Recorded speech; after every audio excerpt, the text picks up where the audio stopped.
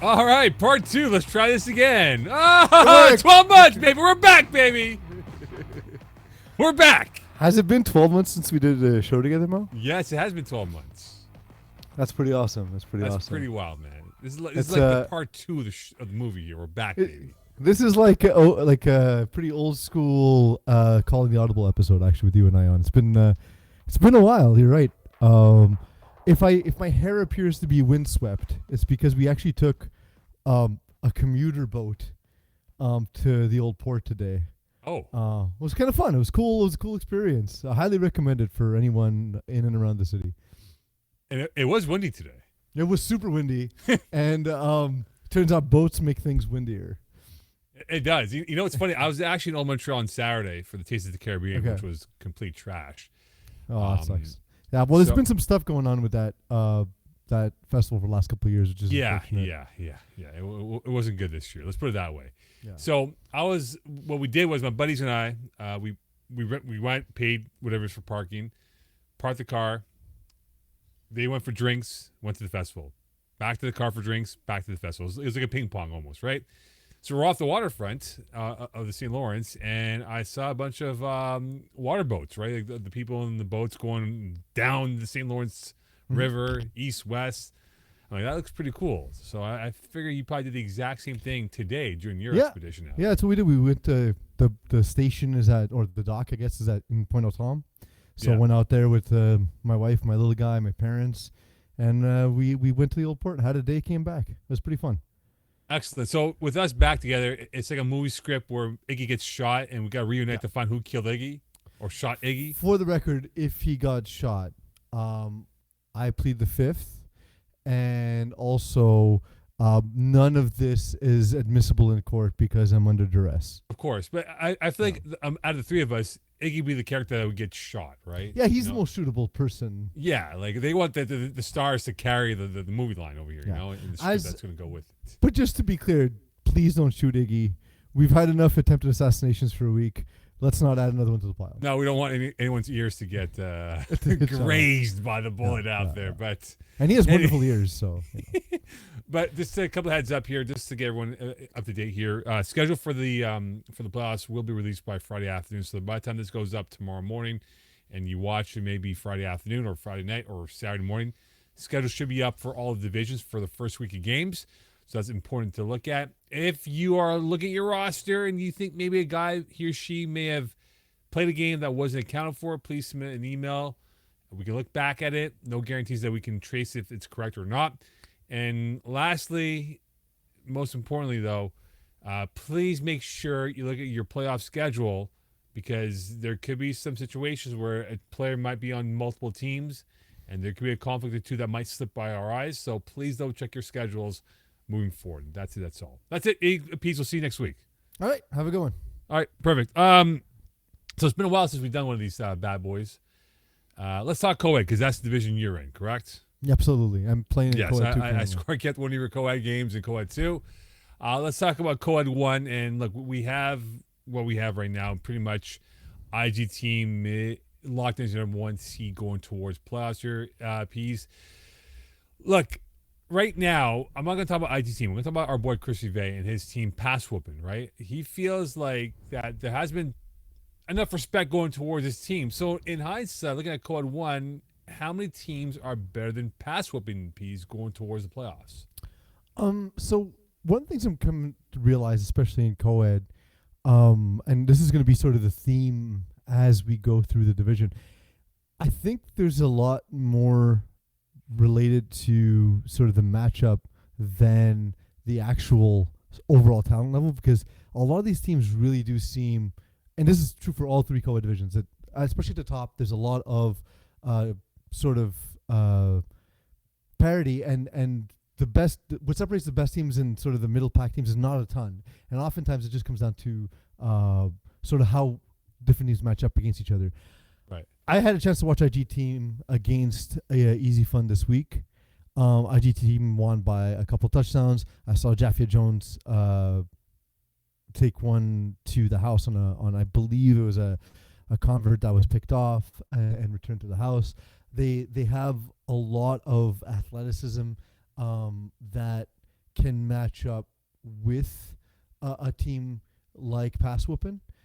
So I think that they more so than even the records, because I don't think the records matter that much, especially when you get into sort of late stages of the playoffs. But that's I think one of the more challenging matchups for the IGT for Pass Whoopin. Although Right. Pass Whoopin again, they've been pretty amazing all season long, and Chris Rive is playing at a level that when he's playing that well, it's really hard to see anyone better. And the team he's put around him, I think, really played to his strengths, especially like a guy like Mike Pielsen, his ability to get yards after the catch. I think that really helps that offense really get to the next level. It's not just a good team; it's a good team built for him. Yeah, I think you know, Pete, I think they had a game. I believe it was against Iggy's team earlier this year, midway through the season. Kiss my something. Right, End zone. and End zone. right, and so they were down by multiple scores going towards halftime of that game, Mhm. and lo and behold, they pull off a massive win in the second half. And I thought that turned their season around in terms of where they wanted to be overall, right? In terms of how the season went. Because for Chris Rive, like we all love him, he's really improved as a quarterback. He's gone better with his reads. You mentioned the cast of characters, which I think is probably one of the better ones he's had in a while in terms of like the quality of players across the board, male and female. And I just think that game that they had against Kiss My Zone, where they came back, they won 41-38, that really turned it around for them because they went on a heater where they won 4 of the last 5 games, and they have one more, which is against Kiss My Zone, ironically enough, tonight. And so I just think that they're a team that I would put my money on that can perhaps at least get to the final and maybe just maybe win this KOI 1 final this season. Because you're right, there's been a lot of parity in this division, and every game is almost a coin toss because there's no sure guarantee win from the favorites to the underdogs that play each other on a weekly basis. How do we get to the point of the internet where pop-ups are still even allowed? I saw I that. don't know, Well, man. I It's read been the like frustration on your face, man. You did the Yeah, Lord's work it's by been an closing it as annoyance, quick man. as you could. But honestly, like, you're right. I think that was a point where sort of not only did Chris sort of feel as if, all right, well, I can play at this level with guys like Iggy and whoever else, and then Jinsley and all that, but also that, oh, actually this is how I can best use all these pieces. Two of the best examples I think is his girlfriend Valerie Razmi. She's really come along. She's someone who didn't play prior to a couple of seasons ago, and she's gotten so much better and better, and she's one of the more competitive players on that team, and she really pushes to get the best out of Chris, and she's finding her role on the team as well. You mentioned that well, no, sorry, I'm going to reference another game in a second, but and then Sarah Maud Mathieu, I think, is someone he's found a way to integrate. She's been looked at more often as the season went on. It's really, like we said, it's a team well built around him. And to my point earlier, if we look at the game against IG team, it was a 38-32 loss. Pass Whoopin took a close loss against them, but I think that's kind of what we expect, right? Like if those two teams face each other again, it's IG team has the athleticism where Pass Whoopin can't rely on it, and what it's going to take for a team like Pass Whoopin to succeed beyond that point is for them schematically to gain advantage, and I think that's the thing Chris Rive does best. And now that he knows how to best use his chess pieces, the rematch, and even I think in a match against Kiss Manson tonight, we'll see that where they can't just steamroll, they can't just dominate in ways they did in the last season when they won championship. By the way, you notice how Iggy gets really excited on a big play? He does. Whoever the receiver is, they say it's like Sanders Agmal. Oh, Sanders! Oh, my! He's Nice catch! playing on a team with Iggy's cool because he's like, he gets everyone's morale hype. Like, I don't have that rah gene, so like when he played one season with me, I was like super happy to have him in a huddle. He really does improve morale that way. It's a cool underestimated part about him. They're going to be the 1 seed, and you and I both agree there's a lot of parity in this division piece. Yeah. I'm not really confident that they can go unscathed to get to the finals because I think there will be a couple of upsets or two. So who's the, upset or two. who are the matchups you think that would be difficult for them? Like we said, like at this point it becomes a division of matchups, especially come playoff time. So like, who are the ones you think that give them the hardest time? I really believe for IG, they gotta avoid, for example, plenty of fish.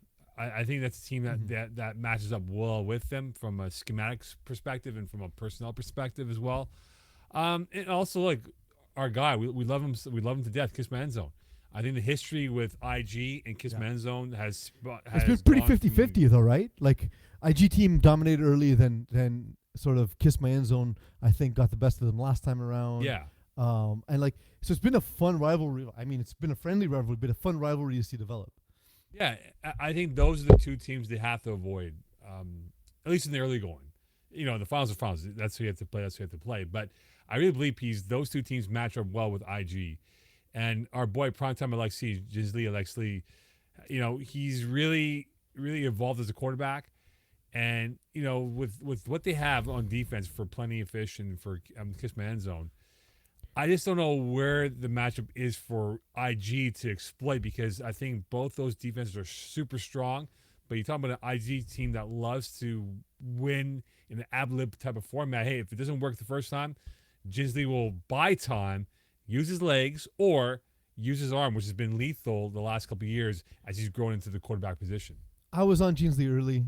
Yes, you were. I liked him a lot because what I saw was while it wasn't perfect yet, I saw him becoming more patient and using his legs to buy time and to change throwing windows more so than to just take off and use his athleticism because that's had mixed results with a lot of different quarterbacks, right? At some point, guys need to be able to make reads, make throws, especially as you move up in divisions. And seeing James Lee develop that way has been awesome. It's been cool because I remember seeing I was like, oh no, he's coming through his progressions. He's waiting for that window to open up in a way that it takes quarterbacks a lot of time to develop that patience. Some guy, look, I'll say it myself, I have a hard time sticking with the read. And trusting for that window to open up. Of course, his athleticism allows him to time, to be able to buy time in case it doesn't open up naturally or doesn't open up at the time he expects it to. But that seeing that patience in him was really the thing that for me was where I saw like, oh, Jeansley's good, and he's going to be really good really soon, and that's what happened. Like that from that point on, it was just undoubtable that he's one of the top quarterbacks in his league. All right, on to Coa 2, Peas. And look, Fit Squad are going to be your one seed. But, I've seen a lot of Coa 2, as you have as well, you being in this division. The better challenger to Fit Squad is who? Cavaliers or LDN? Or anyone else? So, what's interesting, we played them this week, and it came down to the final pass of the game. Well, 3 plays left in the game, 4th down. I threw it just out of the reach of willpower, and the thing is, that's the thing that Fit Squad struggle against is sort of methodical offenses, and that's why, like, honestly, yes, obviously Cavaliers pose an incredible threat because they're a great mix of athleticism and scheme. But I look at the rookies and think and see what they do from an offensive scheme perspective. And everything that we've seen from Cedric Maris this season has been absolutely incredible. But then also a team you wouldn't expect, like Pig 6, where they don't match up well against everyone, but they do have a defense that doesn't allow a ton of points. And they do have someone who schemes incredibly good offense in Seth Galina. With Seth, it always comes down to, will he be at the game? You know what I mean? He got 6 games played, but it seems as though living part-time in a different city makes it difficult to make it to your games, right? So I think that's been the issue for him there. But I look at those two teams, and that's the thing that I think Fitzcott's struggle against is teams that don't just try and match up with them athletically, teams that can actually pick apart the things that they like to do on defense. I look at who's going to carry the boats. Jason Ross is the quarterback. He's got Tony Lala. He's got some decent players in this roster that, as a low seed, they can make some noise in the playoffs here. Defensively, they struggle a lot, though. Yeah, yeah. They've Cavaliers. improved second half of the season, but honestly, they struggle a lot. Just in terms of they're kind of a passive defense. They play within their zone, but they don't pick up routes. They just sort of guard the territory, so to speak. I look at Cavaliers. They're athletically gifted. Emile Gregoire, Julie Beauvais. They got some really good players on both sides of the coin here, male and female. But I just find that, as young as they are, because they're stage up kids, okay? And, Mm-hmm. Pete, you work in the school system as I do to an extent. Uh, I find they get bored and have to be challenged, right? That, hey, it comes easy at times for these teams here. And I find that they could be the biggest threat to Fit Squad because they played each other earlier in the month of July, and it came down to an extra point catch by Jaden Edgehill to win it over Fit Squad. And remember, in that game, Emerson Peterkin threw not a fluke, but a Hail Mary pass that went off through like four hands of the Fit Squad rosters into the hand of one of the Cavalier players to catch it to force that extra point attempt, which they ended up winning on that last play. So Fit Squad could have easily been undefeated going towards the playoffs here. And the Cavaliers, who I think if they're fully loaded, are good. But LDN, they fascinate me a lot in terms of how they built it up. Samuel Wombo, really good guy off the field.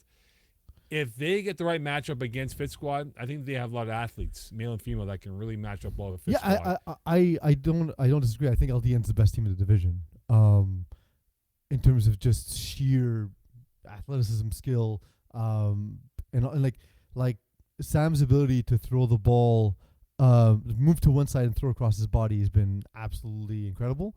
But again, I think with Fit Squad, the thing they do well is manage your athleticism. So the thing that beats them is smart scheme, and LDN, they seem a little green for that. There's a lot of ad hoc sort of backyard style, which is kind of what makes them fun to watch. It makes them really exciting. But honestly, if I'm LDN, that's the matchup I like least, is Fit Squad. I know we mentioned quickly here about Jason Rossi and who's going to carry the boats. I asked the question, like in the script, I said, would they be a wild card team? Is there anyone in this division that you played against that could be a dark horse that you say, hey, lay money on this team because they can upset a team or two and get deeper than expected? Kamikaze's good. Kamikaze's really good. I had low expectations for them just because I didn't know a ton about them. But Alexis Ferrand is an amazing defender. They have a lot of size. They have a lot of speed. They play incredibly intelligently on the defensive side. And the one thing I will say is that like the offense has not been amazing. They've scored a total of, I'm waiting for the rushing stats to load. So they've thrown for 33 touchdowns all season long through 9 games. And they had, okay, so I guess it's not bad because I didn't realize that they had 6 rushing touchdowns. My God, it must be fun to be a running quarterback. But in all honesty, there are times where offensively they kind of struggle, and there are times where offensively they're kind of on fire. So, I mean, you got to kind of hope that that's kind of cleared itself up come playoff time. But I think defensively not enough has been said about Kamikaze all season long because they play a very athletic style of defense and they break on balls. And they're more interested in creating a turnover than limiting you. So they're looking to not just stand pat on defense, but actually make plays on defense, which is not necessarily common in Co-Ed 2. Co-Ed 3, Peas. Again, bit of a runaway for Block Party being perfect 10-0. But Bondi was not far away last sect. A team that we know very well. They were in during the Did they get era. their first win? They had 8 wins. Get their first win? They have 8 But wins. did they get so their first one, Mo? Because every season they get their first win. A marked improvement from where they were. 1-9ers, we know very well. Our boy Chaz Presser and our boy Alex Blay on that roster for 1-9ers. Michael Scott Stotts, we know very well. With our boy Zachary Albert Gill involved. I've seen a few games for Co-Ed 3, and I feel like there's a bit of a gap with, say, the top 4, top 5, including Michael Scott's, and then everyone else is sort of like, okay, survival of the fittest at that point. Whoever advances, great. Maybe you might pull off the Hail Mary and win that one. But really, I think we have 5 quality teams, and then everyone else is sort of in that other layer of the airplane in terms of being economy class moving forward. There are 5 teams who average less than 20 points a game. This is an offensive league. Yeah. Plain and simple. 20 points is not competitive. 20 points a game, especially when you look at Block Party scoring 417 points, Banzet 451. Okay, let's say they get it done a different way, but still scoring close to 30 points a game. 1 and Niners 35 points a game. Michael Scott Sauce 37 points a game. That's what it takes to win. I've said it all the time, Mo. To have a chance to win. Sorry, went through puberty a second time. To have a chance to win in the playoffs, you need to score 35 points. You need to score 5 touchdowns a game.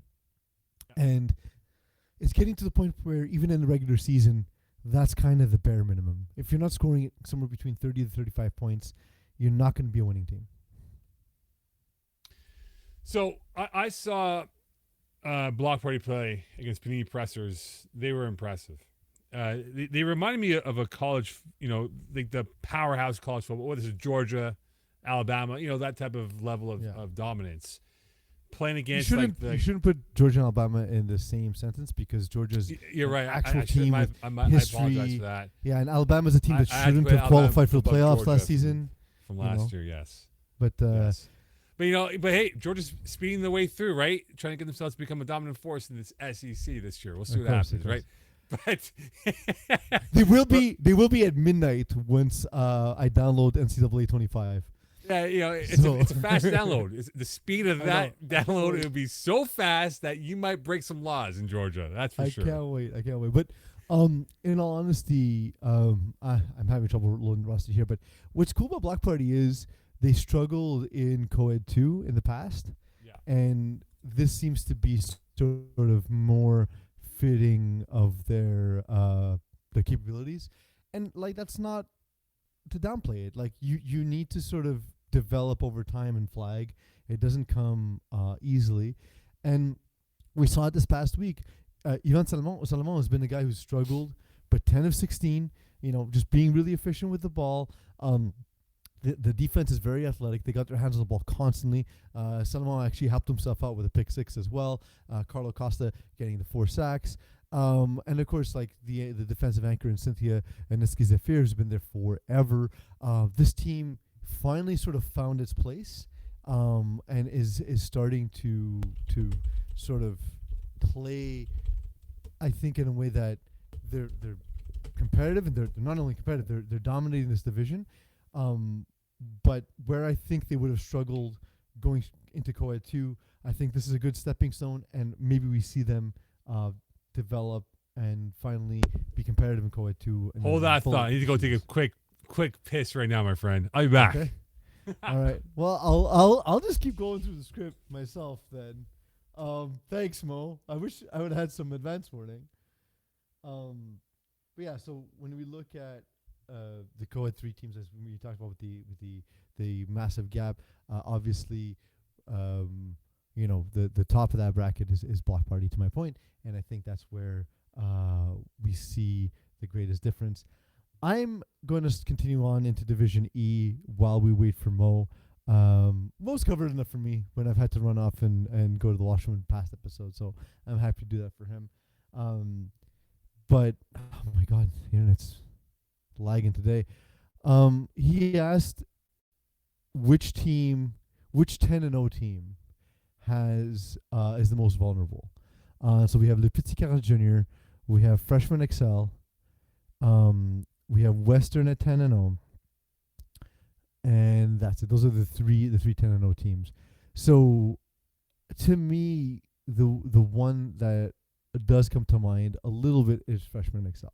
And look, this is not me talking trash. It's not me saying, hey, you know what? I don't think much of your team. When you're talking about the undefeated teams, you're splitting hairs. There's not going to be a ton of difference from one to the next.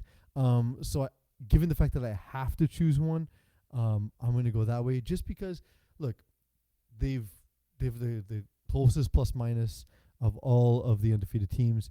They got a close win against CTE Goons in week 2 where they won 22-0. Um, Baby Sharks couldn't really run with them, but that game was closer than I thought it should have been. They beat Practice Squad 30-27. A lot of close wins on their resume. I thought they would have destroyed Queens, and instead, that game was a 33-27 game. So when I look at their performances this season, and we see obviously Sam Anastasopoulos has been. Anastopoulos. Thank you, dude. No, I don't think so. Anastasopoulos. There's an Also extra Anastopoulos. AS. I know, but you're wrong. It's not his name. And Keon Cyrus and so on. Like, clearly there's talent. I thought Anthony Mustache was on the team, which would have been absolutely ridiculous for Division E. Yeah. He just subbed one game, but a guy like Keon Cyrus, both ways, right? Like, he's got 9 interceptions, 7 touchdowns. The team's been good, and Von Vanslet obviously proving as a quarterback. But again, the fact that they've had so many of these games that were close, that could have been games that they walked away with. Like Mo, I just mentioned how they beat Queens by a score, and I thought that would be a game they should dominate. I'm really excited for Division E playoffs. Same. It's always the best.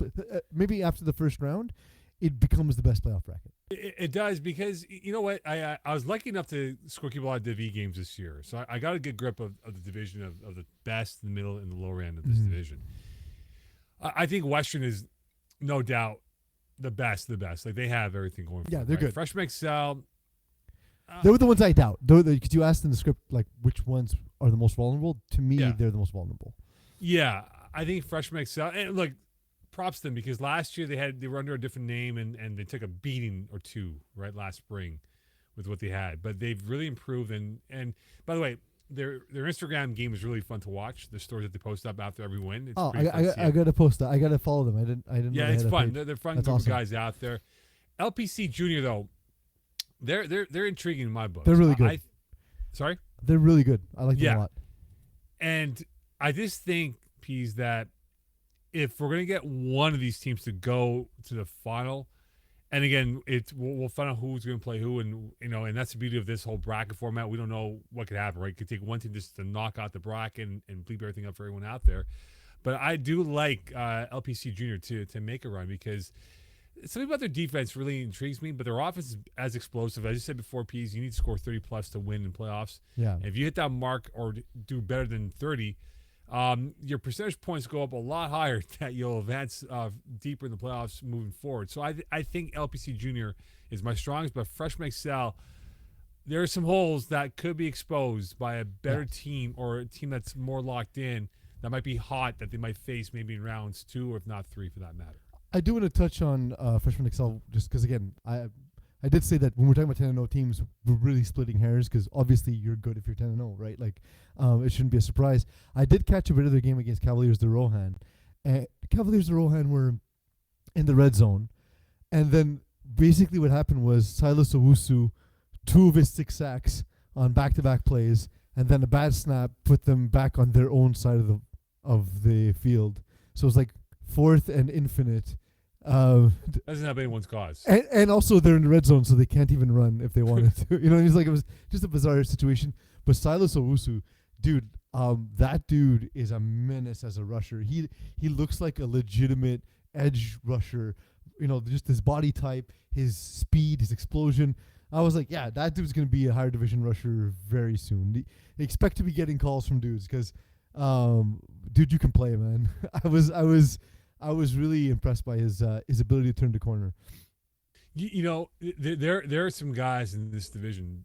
George Coots, one of the players for Mamma Mia, really good player who's going to ball off for Laval Senior Academy this fall for tackle football. Bullseye is a really fun team to watch as well, and that's why I can't wait for the parents to come out for Division E and who faces who. And I guarantee you, Pete, it's going to be, you said it before, it's one of the most exciting windows of what we have here.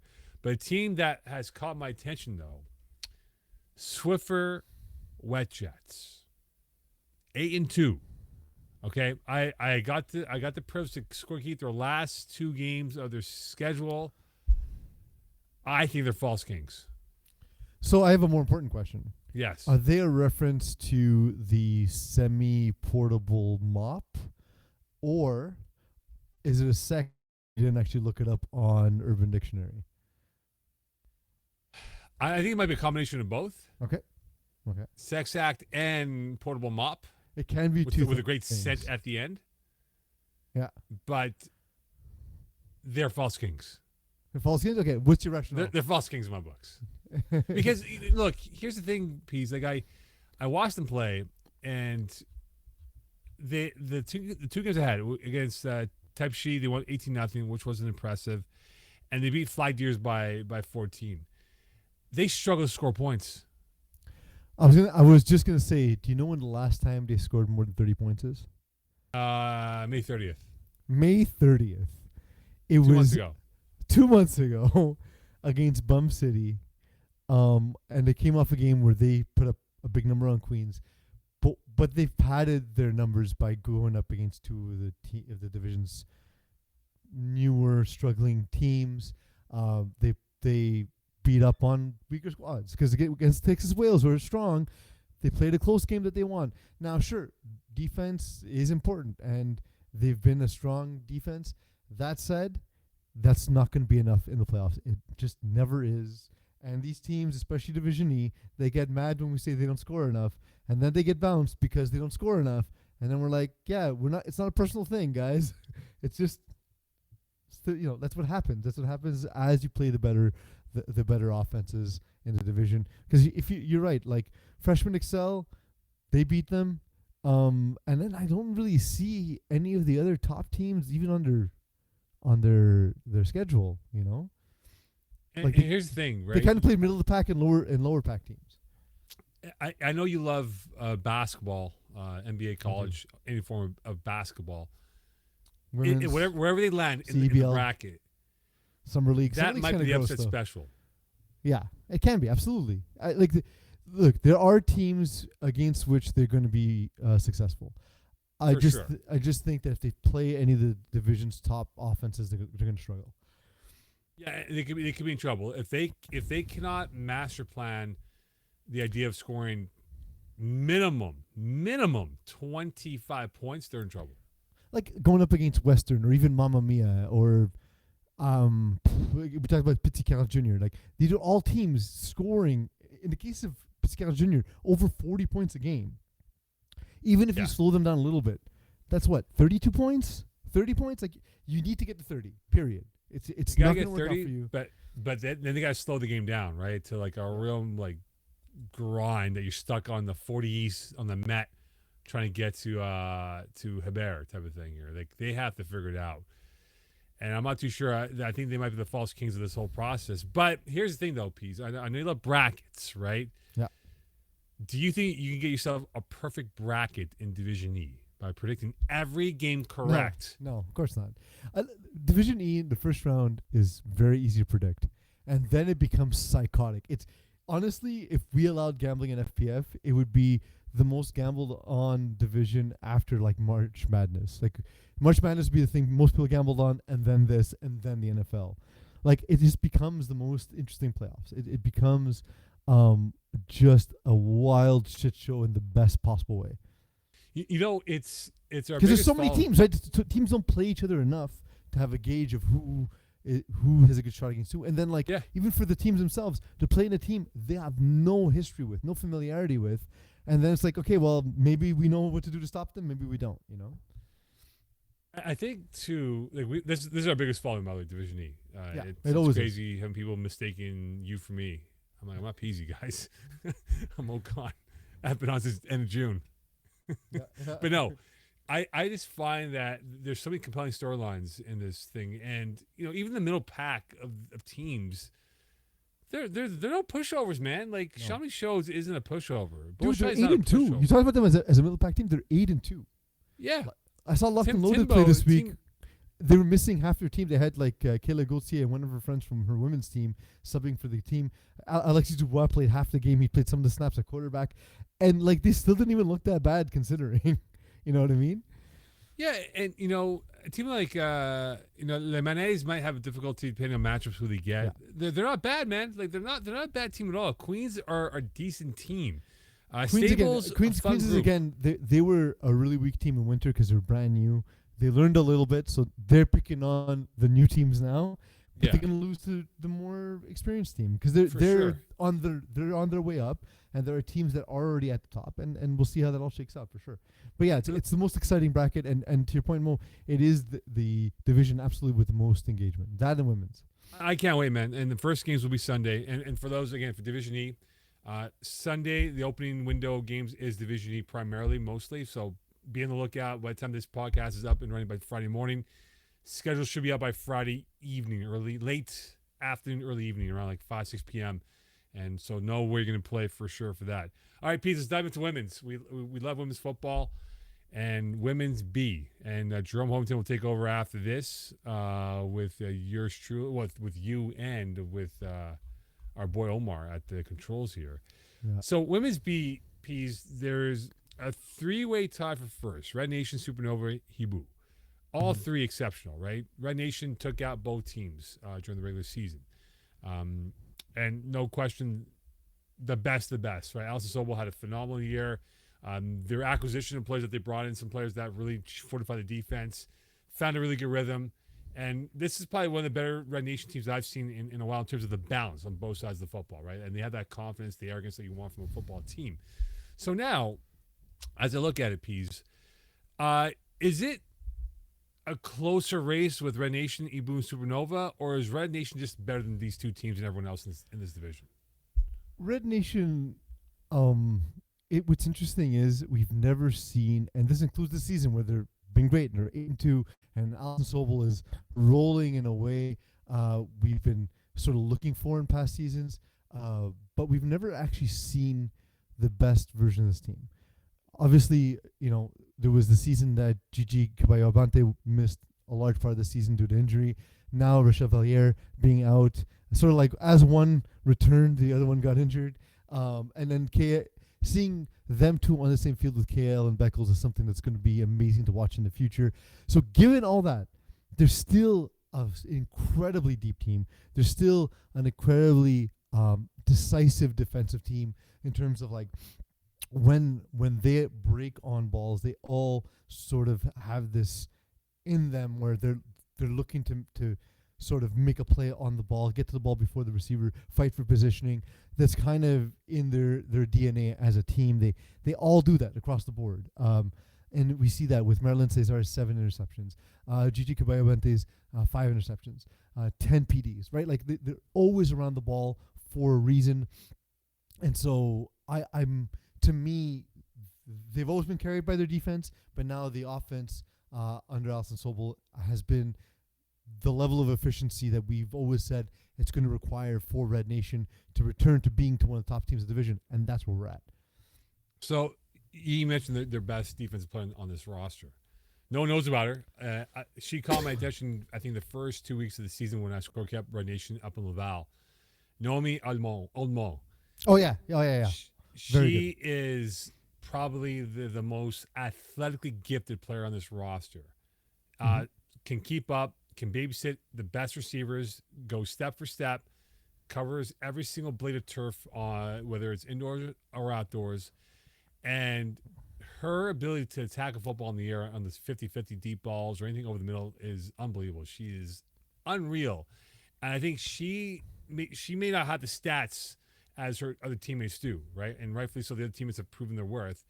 But she has changed the way this direction went for this defense. That they could leave her isolated P's, and you don't have to worry about her. Like, she'll take down one side of the football field and not have to worry about what she does because she's going to come up big on the play.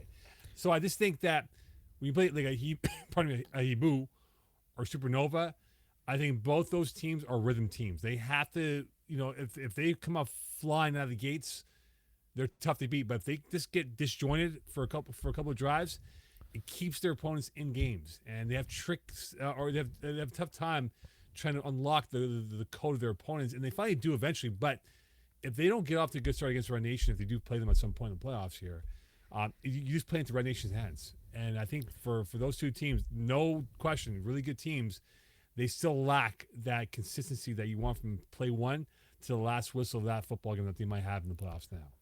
Yeah, I'm a fan of Supernova. I like them a lot. But there has been games where they've struggled to put up points, right? And beating Wolfpack 15-14, that's a game that could have gone either way. This past week, and like they're gritty and they're fun for that reason. Their overall level of athleticism is something that's truly impressive to see. Um, but it just comes down to will this whole team click at the same time. Um, I've had the pleasure of playing with Audrey Lajoie this season, and she is absolutely incredible. Right. She's got 9 interceptions. She's always involved on offense. She has we saw it actually on Instagram this week. She has game breaking speed. We saw her catch a deep ball and take it down for a touchdown with no one around her. I've seen her take a drag up the field, up the sideline, make one person miss, and then is just completely gone. Um, like I said, she's just one example of the insane level of athleticism that Supernova have. And you're right, like it needs to be that coming with that athleticism is playing at that high level, playing consistently, and they haven't always done that. Kind of mixed results as the season's gone along, but again, the results are what they are. They're still 8-2. They're still one of the top 3 teams ranked in the division. The Wolfpack, as you see on the screen right now, 7-3 P's. Haven't won since June. Has had one win since June 25th. They're flying P's. Like they were unbelievable, right? They're beating up on the minnows of this division. But Mm-hmm. I feel like they've kind of slipped up here. They've not played well. You mentioned before their close game against Supernova this week. They also had a close game against Red Nation, though, right? Like, so, like they could have won both of those games. And, yeah. It's not unreasonable to say that game could have gone either way, whether it be against Red Nation or Wolfpack. They did not play well against Hibu, who destroyed them. Right. I just, I think Wolfpack, even though they've had a weird like funk where they've lost some games and have won once in the last like month almost, I still wouldn't discount them. I think they're a really good team. I think their defense is solid with what they've built up. Therese Nguyen, the captain of this team, she is a monster in the middle of the defense that she is. Like she attacks balls, intermediate routes. She is in there taking away the passing lanes. And I think if she can call a good defense, and okay, we're not going to assume that we can't all say they're going to advance, but if they do advance to the next round, piece, and they play a Supernova or a Red Nation or Hibu, if she can call a good defense, I really believe that it gives Wolfpack a chance to upend one of the top seeds, the top 3 seeds at some point in the playoffs here, because they're not 7-3. I think they're more 8-2, but they just had a weird funk. And we're first place at 1 point piece, but dropped down by a couple of notches here. I mean, again, two games against the top teams in the division where you lost by a point. Like we could easily be looking at Red Nation as being a 7-3 team, and start with the first part of the segment where hey, Wolfpack are 8-2, right? Like we could have gone either way there. It's just that you lose those close games. They do matter because when it comes to playoff time, like you lose that close game, it doesn't matter because you're still going home, Before we get to Wednesday, I just want to make something a quick point here. You brought up an awesome point about Red Nation, right? So they built up their core base, right? You mentioned that Gigi and Rochelle have not really played together, have overlapped as long as they wanted to because Rochelle had the injury last year and Gigi was in Spain last year and came back towards the end of last it. Sorry, she wasn't injured. She was just out of town. I remember that. Right. You're right. But come winter 2025, okay, whatever they do now, they're going to be ridiculous. Season, if they win Women's B, great. If they don't, okay, not the end of the world. But come winter 2025, if all those cast of characters are going to be together as a team, whether they play Women's 1, probably Women's 2, I think, they might be the favorites to win Women's 2. Yeah, I wouldn't be surprised because, again, we talk about those two haven't played together. We also haven't seen the trio of them with KL and Beckles, right? Yeah. Who they added sort of through time to become one of their core pieces. So, like, if I'm not mistaken, the 3 players have never played a single game together for Red Nation, and I think it's almost like when they do. That's Clippers. A ridiculous core, Yeah, they kind of are. It's like the Brooklyn Nets with Harden, Durant, and Kyrie. Right? They had 5 minutes of warm up time. And that was it. Yeah. Who's the Paul George that's getting traded at the end of the season? They don't have a Paul George in that team. No, they don't have a Paul George in that team. No. Right. They're good. They're good. Like they don't have those type of divas of. Hey, Paul George he is a future Hall of Famer. Oh yeah, yeah. No, look, don't get me wrong. Paul George is going to the Hall of Fame, 100%, 100%. Yeah, we'll see what he does in Philly, but that'll be for the podcast of basketball with you and I another time here. All right, call in the jump shot. That would be fun to do, calling the jump shot here. For 3, yes. So before we get Jerome on, and he'll take over with you at the halfway point of the show here, let's wrap up women's and then get Jerome on in a few minutes. Sounds good. Peas. So Sub-Zero ran away with it for women's A. Yeah. 10-0. Shocker, right? I'm sorry? Shocker, right? Yes. It's, like for as far hard, as hard go fought. ahead, Mo. Hard fought. Yeah. Hard fought for Sub-Zero, right? But they pull through. It's, to me, what's wild about them is they kind of came in sort of with everyone knowing, they're probably going to be one of the favorites in FPF right away. But like their level of cachet is at the level of Montreal's finest at this point, right? Like they are the women's rendition of that. This is the team that's always got the expectation. They always live up to the expectation. Sarah Parker is sort of that quarterback that we just expect absolute excellence from, who always has maximum expectation, always seems to deliver above and beyond that. And that's true for this entire roster. She is her. Yeah. She is her, right? You're looking at Sub-Zero, even Cayenne, but Sub-Zero primarily, that could very well send at least 1, 2, maybe 3 future Olympians to LA for 2028. Could, right? Yeah. Cayenne, same thing. They have 1 or 2 that could go on the radar. Team Canada for the Olympic Games for flag football in LA. I think Sub-Zero is beatable. I think they are P's, but you have to catch them on a day where nothing goes perfect. Like they can beat you 75%, but if it's 60%, you might have a chance. So they played UQTR in back-to-back games, and they allowed 8 points combined over those 2 games. I was at the second game, and there are moments in that game where Sub-Zero didn't look insanely sharp, but it didn't even matter.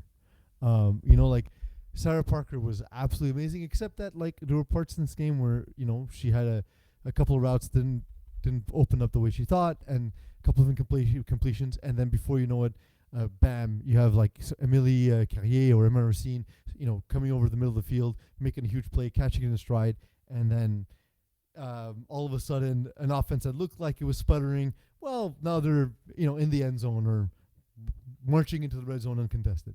That's kind of what that game felt like, where it looked like even when things don't go well, they're so prepared and so in sync playing under Sarah Parker and her offense that even when it doesn't look amazing, it still looks kind of incredible. Right. Well, we'll see what happens with women's A, but I think women's B will have the more exciting storylines going towards playoffs. And again, schedule will be released soon. So coming up now on deck circle is Jerome Hoventon. Pease, you and him will take over the rest of the way. And Jerome's going to join us now. What's up, Jerome? Welcome in. So you're part of this trio, but I'll be leaving this, and you'll be taking over with Pease. You got Division A, Division B, C, and D. Good. Straight up realities, boys. You guys can take over this show now moving forward here. Look forward to hearing the second half of the show, gentlemen. So enjoy. And, oh, by the way, Omar, someone's got to get the screen up for them to see what's going on from a visual perspective too, my friend. Yeah, they'll figure it out. Though. Peace. Given my technological incompetence, it might have to be Jerome. Call Eagle. Eagle! Do something. Peace. Yeah, like, that's the thing is, like, I don't understand how you guys expect me to do my own work and not have Eagle do it for me. I know. Eagle was you. True story. Omar called me saying, like, hey, you didn't respond to whether or not you were coming to my wedding. And I said, well, to be fair, Eagle was supposed to send it to you. So it's his own fault for not answering that I was going to his own wedding. It does happen. This is an actual thing that happened in our life. So, Jerome, how's it going, bud? Gentlemen, be good, guys. Enjoy the rest of the show, guys. Later, okay? Peace, guys. How's it going, Jerome? I'm doing great. How are you, man? Awesome. Alive and breathing, man. All the good stuff. Perfect. Good to hear that. It's crazy today. So, scream a letter at me. Scream a letter at you? Yeah. Any letter. Any letter. K. Now make it between A and D. B. B So it B. is. All right, we just gotta figure out the screen sharing stuff now. Yeah, I'll sort of set things up. Maybe Omar and you can do that on the back end. I like when we do this stuff live on the show because it's the roots of the show. We never really had a production meeting, so we just sort of do it on air while the show was going on. Yeah. So this kind of makes me feel at home where things are not entirely organized. But yeah, so I'll let you guys start that as I introduce the division.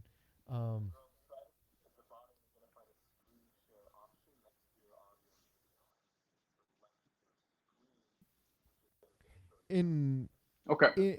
as we take a look at Division B, one of the questions posed here was Silent Ticklers. Would they be a bad matchup for any of the teams sort of ahead of them and that they can conceivably play in the playoffs? Silent Ticklers, of course, have the rocket arm of Jordan Panetta and have for the last few seasons when with his return to FPF. But now all these other teams in this division have played at a level where we can conceivably see them not be the top dogs. And we're seeing them now at 4-5, 9 games of the season. They're going to be at best a 500 team. But will they be, because of their build, a difficult matchup for a team like One Stop, Bruins, or Infantry? And I can continue to answer that myself first. For sure. I think Bruins are interestingly a bizarre matchup for them, in that they've had a billion players play on the roster, but when you look at their playoff ready roster, Nicholas Vaughn is an absolute steal at his cap rating. Marvin Steinberg is sort of playoff eligible, but I don't know who needs to miss in order for him to be ready to be there for the playoffs. Mike Pelsin is obviously on this team as well with Gab Wiseman. I think all of those guys are good enough two-way players to make it a difficult matchup for Silent Ticklers, even though they do have sort of this big explosive offense, or can have big explosive offense. What are your thoughts there? Yeah, well, I think having played both these teams, Silent. Well, when we played Bruins, It's a game I think it can go either way. Is what I'm saying. So like on one end, the two-way players can make it difficult for Silent Ticklers, but then on the other end, given their ability to put up points, given Jordan Panetta's ability to sort of go up against some of the top teams, and sort of like the record is about 500, like we said. But look, we look at week one. They lost a close game against the Infantry, one of the top teams in the division. They lost a close game against One Stop. And they do play Bruins this week, so I guess we'll have sort of proof of concept after they did beat them 34-23 earlier in the season. So we'll see if that is sort of like a fluky result or if that's a repeatable result that Bruins are looking to avoid in the playoffs. Yeah, I think Silent Ticklers just Panetta is really good, but losing Dan Mancini and Adam Rosen, like obviously their roster changed. Like obviously, like at the beginning of the season, they felt like, oh yeah, we're gonna have Mancini and Rosen. They're not gonna be eligible for playoffs. So now you've got other guys that need to step up. Guys that haven't necessarily been like top dogs in high divs, like Marty Friedman, Brendan Vickers. And you look at those guys, you're like, they're good, very talented, but maybe they're not Dan Mancini and Adam Rosen, or not yet, at least. But I do think that they're going to be able to get an IR replacement, likely, and I think Alexis Ferrand is that guy. So, does that? Yeah. If it's instead of Adam Rosen, it's Alexis Ferrand. I think he's a reasonable comp in terms of type of player. Yeah, I think. Well, we've seen it in Division A this season, in a snapper role with Steven Arapasad, with Blessed, and he's been a top receiver of the year rankings. Like he's not gonna win it, but he's been close, like in that top 5 discussion, and I think he's really improved. And that's a great number 1 option for Panetta that he maybe didn't have before Ferrand joined the squad. Do you see them being a tough matchup for either one stop or infantry. Because to me, Bruins is the one that's most. That's a matchup I think can go more either way than the other two. Yeah, well, one stop is very, very good, and it's really going to be a question of like it's going to be Mike Cap versus Spinetta. Like both of those guys are kind of similar in that they have a great deep ball and they don't make that many mistakes. I think Caparelli might be a bit better, and his roster is a bit more well-rounded than Silent Ticklers. Yeah, I think But so yes, as well. there's definitely a way that Silent Ticklers beat one stop on any given night. No doubt Caparelli about throws that. the ball so damn hard, man. It's insane. Like, beautiful. it's beautiful. impossible for defenders to get their hands on it. He's been pretty impressive from day one. Teams have been less impressive this season. EZW and Heavenly Suns, both of them hovering about 500. These are teams that maybe it's because of in the case of EZW especially, sort of historically how they've performed. We have higher expectations for them. But which one do you think has fallen more so from where we expected at the beginning of the season? I mean, EZW, definitely. I mean, that's they just completely destroyed Bruins in the Division 3 finals. Like when I was like a looking second ago, right? Like yeah, it just happened. and it's pretty much the same squad. And you even they've added Fritz Senatus defensively, which is one of the top defensive players in all of FPF, and somehow it hasn't like been great.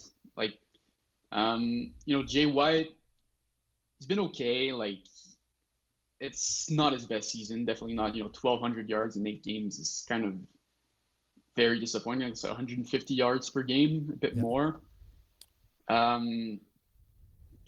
Completely got destroyed by infantry. Scored 19 points with just one stop. I don't know what's going on. Yeah, I know they sort of had some inconsistency, with the roster and obviously as much as Nick Blea has been awesome, Jeremy White is just sort of special in FPF. And I think him missing a couple of games and it has been the case recently where that has presented for difficult situations. And you see that. You see it in the quarterback rating, right? You see that he's far more efficient than anybody else. He's the only person who's thrown for the team who has a QB rating over 100, right? So, like, clearly it's different when he's in there. His ability to buy time, his intelligence when it comes to sort of creating space in the intermediate areas and exploiting that is something Jeremy White's always done well, his efficiency in the red zone. But, to your point, they've had sort of a mixed result season. He did play 8 of the games, so you can't put it all on him. And to your point, yeah, 12 almost 1,300 yards in 8 games is odd to see from Jeremy, right? Like, so something, he hasn't been there every game, but also he hasn't played up to his standard, I think, either. So, like, we'll see not, no. come playoff time. I think Heavenly Suns, though, can be skating a little bit because Ben McMahon is one of the most exciting passers in the division. And he's played, decently well. Sorry, more than decently. 43-6 is a great touchdown interception ratio. He's put up, less yards again than I would have expected, but 121 quarterback rating. When you add his rushing to that, do remember that there's another 1,500 yards. So he's up near 1,900 yards for the season, which is fine. But when you look at it, I thought this defense could have been better, and it just seems like they have a hard time stopping anyone. Like, you look at when they beat infantry, they had to score 44 points. Infantry scored 39 points in a losing effort.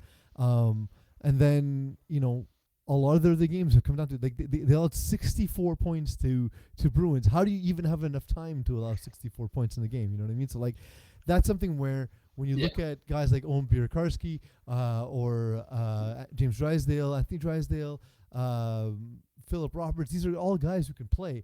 I don't understand why the defense isn't better than it is.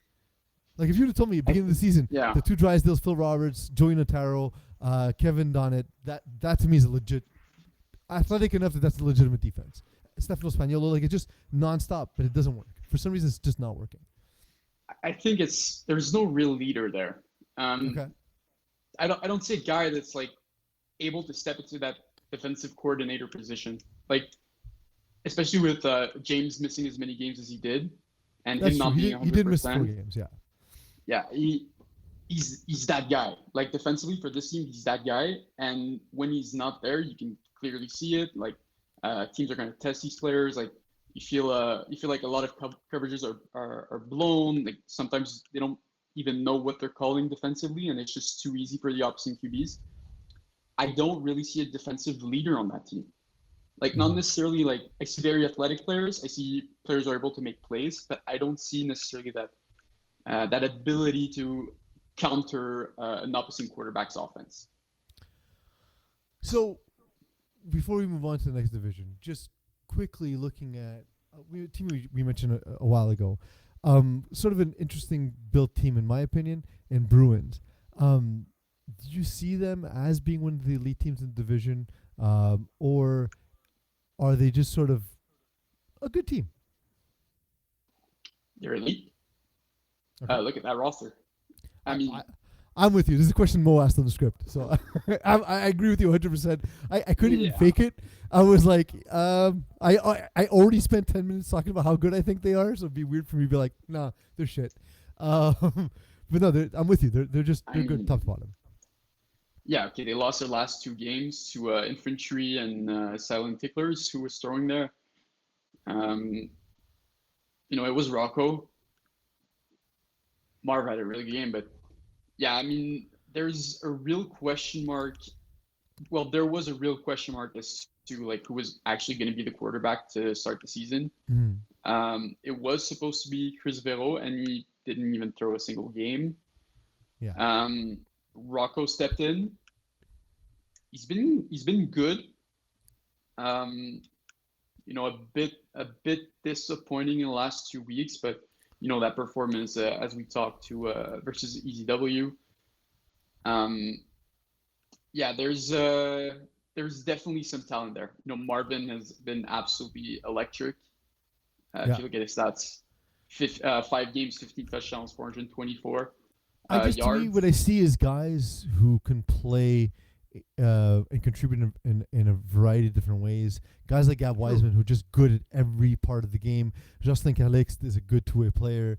Marvin Steinberg is exactly that. Mike Pierre, like it's all guys who are just effective in doing any part of flag football. They're just legitimately great flag football players. They've had kind of a mess of a roster, but hopefully that gets cleaned up for playoff time. Yeah, so they have 7 guys eligible at the moment. Which includes Nelson Pereira, Rocco, Justin Calix, Gab Wiseman, Nick Fon, Mike Dessin, and Marvin Steinberg. Yeah. There's a lot of talent there. And I talked about how Nick Fon to me is the steal of the division. Like he's these guys who comes in low cap hit. If you don't know him, if you haven't sort of paid attention to lower divisions before, you won't necessarily know him. But he's a really good player. He's awesome. Yeah, great guy too. I've covered him, in the past in the Division D, Division 4. More of a defensive player, in my opinion, but he's able to be very efficient offensively. But defense is definitely a strong suit. I think he's a better rusher than a DB, but he's no slouch there either. But he's usable at all levels. You know what I mean? For sure. So he's never going to be the reason you lose a game, essentially. Scream a letter at me.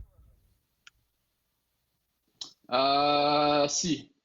All right, do it. Division Get out of the way. C. I should have gone Division A. No, we'll do Division C. We'll do, yeah. So this is again, you'll know when it's a Mocon topic by how it's phrased. Real deal, not good. False kings. Rank these teams. I think each of them needs to fulfill one of the categories. I think so. Yeah. It's like an F, marry, kill, or. Let's do F, marry, kill then. Okay, let's do F, marry, kill. I'm in. Let's do F, marry, kill of LPC, Big Fat Bats, and Idaho Utapimps.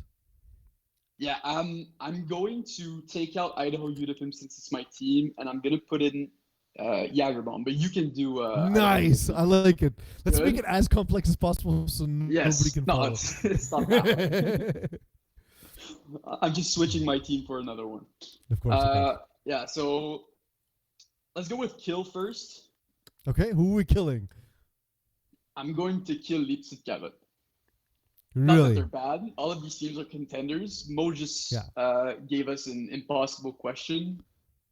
These All of these constructs teams that could like win. we're supposed to argue, but like and pretend to take it seriously when it's like, but all these teams are good. You know? Yeah. But the one thing with Leipzig Cavett is they haven't necessarily got that guy that is a staple in FPF. They're just like all very good, very, very balanced roster, very solid QB in Jason Reyes, but I'm not necessarily looking at Reyes as an elite tier QB in Division C. So for me, for that reason, I consider them marriage material. Oh, Because okay. across the board, they're good. You know what I mean? Like, you know that when you get home after a long day of work, Petit Cat will make you smile. Xavier Bro, Zachary Cloutier, good, solid defenders. You know what I mean? The passing of Jason Reyes reminds me of a wholesome family vacation. It's just nice. It's just enjoyable. It makes me happy. I've been a fan of theirs since they started FPF. I loved the team name before I even knew anything about them. It's just kind of cute, quaint. But you know, again, when we see that core, there's no one's weak on the team. It's just a good collection of players. They've played sort of solidly throughout the season, and to me, they've actually gotten to a point in the last 2 weeks, beating Jägerbomb 33-20, beating Never Overtime 29-13. That's playoff football. They're scoring about 30 points, and they're preventing the other teams from doing the same. So to me, they're already playing playoff football come this part of the season. Right. Their defense is very solid. Yeah. But I'll bring you back to that backfield penetration game in which they lost 42-8. Mm-hmm. And Jason Reyes went for 116 yards, 1 touchdown, 2 interceptions. Yeah. They're not matchup independent. I think they do require to have the right kind of matchup, and I think backfield penetration is a great example of a team that's really not a team that the Petit Cat can run with. Oh, because they're so athletic. Yeah. I mean, Elandre Abbey, Dante Sparagna, Beckham Barova, Centino. There's so much. Even a guy like Anthony Lazaro, who's not fast, he's also incredibly athletic, right? Like right. He's really good at breaking on balls. He's really good at catching the ball in traffic. A lot of things that some of the speedy guys don't do as well, he does as well. And by the way, Beckham Barova, still a guy that doesn't get talked about enough in FPF because he's amazing. Doesn't play enough, but yes. Doesn't play enough, but yeah, that's exactly why. But anytime you see him on the field, you're like, who is that guy? How do I get him on my team? That dude's awesome. Oh, his route running is insane. Yeah, like I tried covering him in man, and I just couldn't follow him. I was like, that's when you hold. This guy's legit. That's when you hold. So, who's the next team on your slate? Okay, so you're killing them. You're killing Petit Cat. Death to Carrots. Oh, who am I gonna marry? There's some implications there with my boy Manu there on the Big Fat Bats. Yeah, great addition for them, by the way. Oh, for sure. The combination of him and AJ. Yeah, I'm gonna marry Big Fat Bats. Let's do it. I'm marrying them.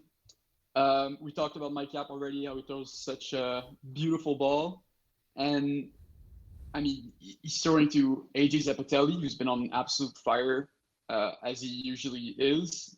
And now you had a great secondary piece in Manuel Roy, which is an insane luxury to have a player as good as him as a number 2 option.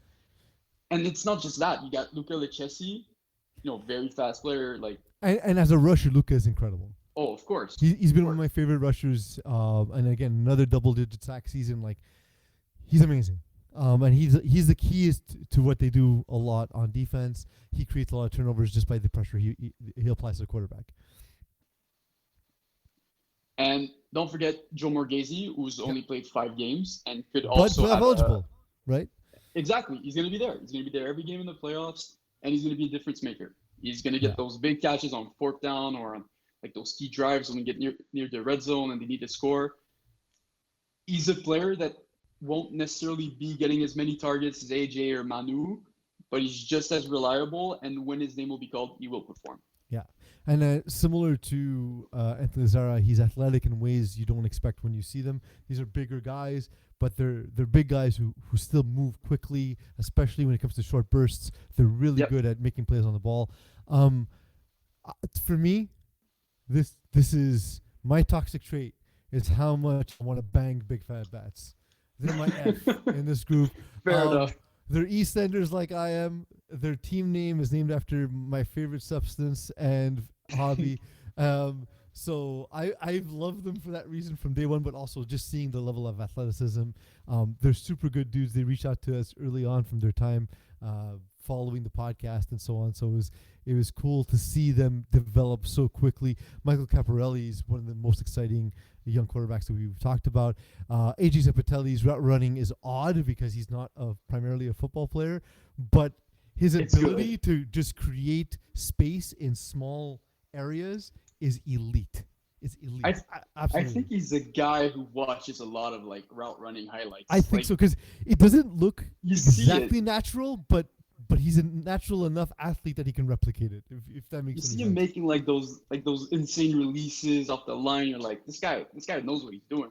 Yeah, but like I said, And- it looks a little different, but it looks impressive all on its own. Like it's cool. Yep. He has to play in higher divs. I think he's Oh, it's ready coming. to make that jump, and It's I absolutely hope it coming. happens. And he's also like improved his defensive game. Not necessarily known earlier for his defensive prowess, but now 5 interceptions, 6 PDs. Yeah, and He- defense is a it's- thing where it it's takes coming. time. It takes time to understand sort of what you're looking for in terms of routes to release, routes to pick up, especially in zone, right? So like that's not as intuitive as people think it is. So the fact that he's made any improvement at all and as quickly as he's done it is what's impressive to me. So who are you effing with? I'm effing with Jagerbomb. Nice. Yeah. Because Mixing, a certain substance with another one is very nice. And Simon Duchesny, you know what's arguably- funny? You know what's funny is that's happened to him in 2 leagues because Will Power referred to him as that on the MFL podcast. But Yeah. years ago when Jagerbomb first started, I had never seen that name and did not know how to pronounce it. So just went with Duchesny. Duchesne. I know it's Duchesny. Now I know. But at the Not time, Duchesne. it was just a name I had never come across, was not familiar with. And I was like, pretty popular. I just have. I'm growing up as Anglophone. I speak French. I have French friends, but just I have some blind spots. That was one of them. Fair enough. Never seen it before, so I took a stab. I was wrong. But he's been Simon Duchesny twice, separated by about 7 years in 2 different leagues. That's insane. I think it'll stay that way for a little while. Yeah. But And anyway, go ahead. Yeah, I mean, his stats are crazy. Only played 8 games, 45 touchdowns, 5 interceptions, 75% completion. It's bonkers. Like Yeah. 128 QB rating. Like he's just been absolutely solid. I assume the 2 games that they lost were when he wasn't was where he wasn't there, which means that when he's there, they're undefeated. Yeah. I mean, he's completing 75% of his passes, right? Like that's, and when you look at the receiving core, yeah, you have the absolute insane speed of Kevin Marshall, but you have a lot of really good possession guys like Laurent Foucault, Loic Savoie-Séguin, Maxime Mersan, Jean-Félix Dalloz. They're all guys who, if you look at their catches to targets, maybe except for Laurent Foucault, which I imagine a lot of those targets are just off target because those guys are all guys with exceptional hands. And they're guys who are, when the ball's going to them, if they're open and the throw's on target, it's a guaranteed catch. It's a guaranteed catch. Yeah, combining an accurate QB like Duchesne with these, these big players, because a lot of these guys are like they're built, like they have great catch radiuses, they have great hands. Jean-Félix Dalloz, 20 touchdowns. Like he's a guy that you're not gonna look and be like super impressed just from his running and but he's very, very talented. Like if the ball is coming in his way, like he'll box out players, he'll make his own space on the football field. And that has worked fantastically for him this season. They also have very solid defense. Like they're like GF has 5 picks. Kevin Marcel, more of a defensive player, 4 interceptions. 5 different players with at least 2 interceptions. This seems good, and I wouldn't be surprised if they make the finals, if they win it all. So Yeah. that's why I'm going to F them. I'm gonna kill Idol Unipimps. Why, Just man? because you're on the show, and I gotta poke at you, and also they remind me because Iggy used to play with you guys, and it reminds me Iggy's leaving town. He's moving away, and that makes me Fair sad. enough. So I kill all of you guys because of one specific thing that's happening with a friend of mine where he's moving to a different city. That's all. I'm sad too. I I'm am still in too. denial. Yeah, he'll move back. Let's just He'll move enjoy back. it while he's here. Toronto, He'll be back. it'll probably flood and he has to move back. That's but let's also hope that doesn't happen to a bunch of like innocent people. So it's all good. It's a fake flood. Iggy, stay. So looking at some of the other teams here, could the Commissioner or Killer Rays get on a heater at the right time and make a legitimate run to playoffs? Obviously, they're kind of matchup dependent. So do you see either one of them having the talent, the ability to go on a run? For sure. And I'll talk about the commission first. And we have to talk about Stephen Casey, Mm-hmm. who, for some reason, just hasn't been able to put everything together yet. It's hard to I know. play FPF. Like it's a lot of amazing tackle players, come to FPF and think they're going to dominate right away. And by the way, he's been good. He's been fine. He's been very good this season. He's also playing, I think he would admit, below the standard he would expect for himself. But all these tackle guys with a lot of accolades in their past come to FPF and assume they'll be as great as they were in tackle. And we saw this even as far down as Dan Lazara, who's probably the third best passer, second best passer, whatever you want to call it. Like he's in that absolute top echelon of FPF passers. Even he had moments where it was like, okay, well, he hadn't put it all together. It's a different game. And Stephen Casey, the more reps he has, the more he'll get there. He also has games that he misses every season, right? So he's only played 6 this season. That's not uncommon. You'll see a lot of seasons with him with like 7 games played, 6 games played. Actually more 9s than I expected, if I'm being honest. But he also wasn't quarterback necessarily in all those seasons either. So I like if you look at, he has 5,000 yards passing, or whatever that is, because I can't see it's blocked. Yeah, or 5,000. 5,400, let's say. Like by comparison, like I think Iggy and I have over 35,000. Yeah, just passing yards. playing. So it's like the amount of reps. He's far better than either of us by a long stretch, right? But like it's just that it takes a second to really play within the dimensions, understand the game management, the specific rules to FPF, the exploits that quarterbacks who played long enough know. Those all come over time, because obviously like his ability to throw the ball is second to no one. He's amazing. Yeah. So for me, Killer Rays are interesting. I played a game with them this season. Obviously I hadn't played this competition level for a while, and so and it was friends with Danny, which are a tough matchup generally. But Good. Killer Rays, if you blinked you missed it. They're 3-0 in the last 3 games. I was talking about it. I was like, last time I was on with Iggy, he was like, what is going on with Killer Rays? They're not performing well. Like they might miss the playoffs. I'm like, they're good. They're good. They're gonna Absolutely. figure it out. It's just they've been up. They're gonna figure it out, and they have. And 34 points, 47 points, 40 points. It's only trending upwards. And this is a team like you have to be scared if you're one of those top seeds, because they've beaten like very solid teams throughout the season. Maybe not this year. It was a tougher season, but when you have a player like obviously Tyler Gerber. Yeah. Look, I've played with Tyler. He's played a couple of games for Hot Sauce Sports, and I threw a game for Killer Rays. The guy's amazing. He's a top tier receiver in this division. He's new to the division, so dudes don't know him. He's amazing. But like the whole team, they have size, they have speed. Donovan Hines is a big dude, really good at sort of boxing out, creating space. We have guys like Curtis Ryan, just an absolute Huge. mammoth, giant human Huge. person. Yeah.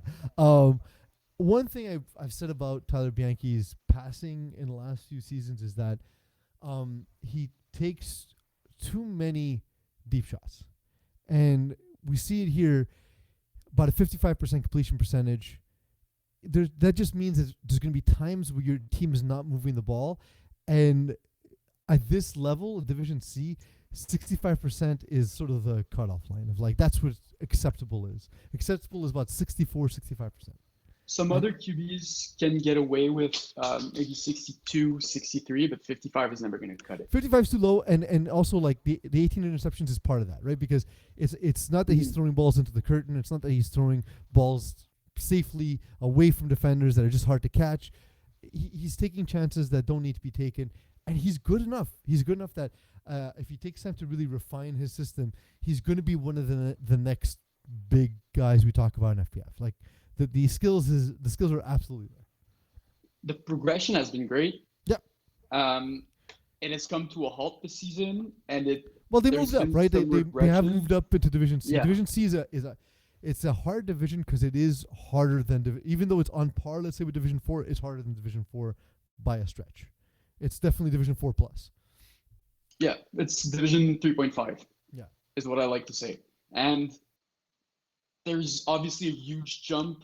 You know, as you get higher in the divisions, the jump between divisions is higher. And, you know, from moving from Division C to Division B is probably even harder than moving from Division B to Division C. But, you know, there are huge jumps that Well, some the QBs need jumps time are to massive. adjust So to. like I find as you move up, the jumps are much greater each time.